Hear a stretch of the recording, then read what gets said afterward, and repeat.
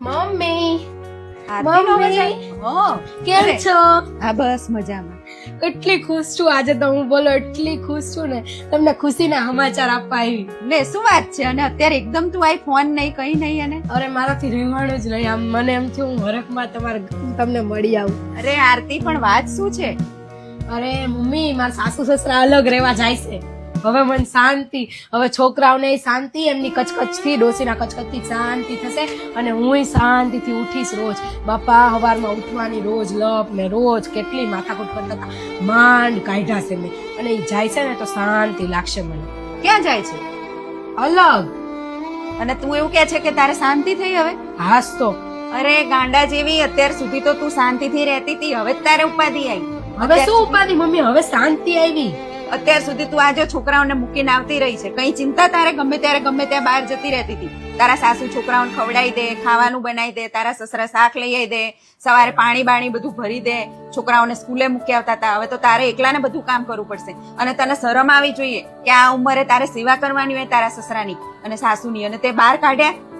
મને શરમ આવે છે તને મારી છોકરી કહેતા.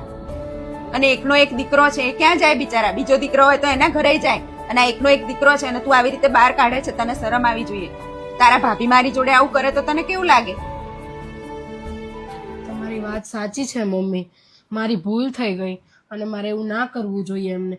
મને ખાલી એટલું વિચાર આવ્યો ને કે તમને ભાભી આવું કરે તો મને કેવું થાય, ત્યારે મને એવું થયું કે ના મમ્મી મારી ભૂલ છે, મારે એવું ના કરવું જોઈએ એમની સાથે. પણ હવે હું શું કરું મમ્મી? હજુ મોડું નથી થયું. તું તારા સાસુ સસરાના પગમાં પડી જા અને માફી માંગી લે.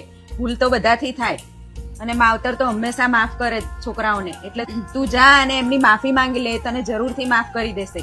અને હંમેશા એમની સેવા કરજે, ક્યારેય એમને જુદા કાઢવાની તો વાત જ ના કરતી. અને જો એમને જુદા કાઢવાની વાત કરી તો મારા ઘરે પગ ના મૂકતી તું. ના મમ્મી એવું ના બોલતું, હું એવું નહીં કરું.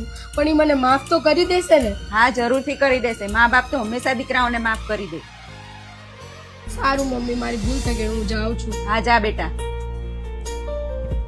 દરેક યુવા વર્ગને એવું લાગે છે કે ભેગા રહેવાથી અમારી સ્વતંત્રતા હણાઈ જાય છે, પણ હકીકતમાં તો એવું છે કે ભેગા રહેવાથી આપણા દુઃખ અને આપણા કામ વહેંચાઈ જાય છે.